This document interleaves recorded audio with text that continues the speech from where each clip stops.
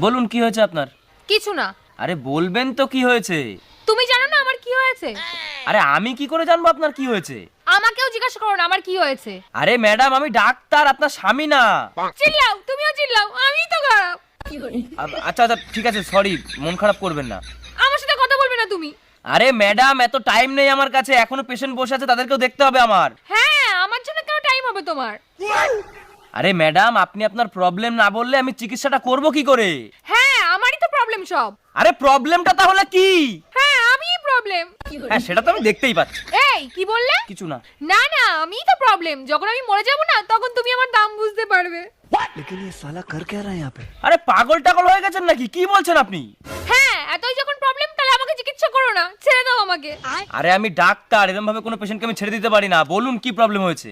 আমি বলবো না। কেন বলবেন না? কারণ তুমি অনেক মহিলা পেশেন্টদেরও দেখো।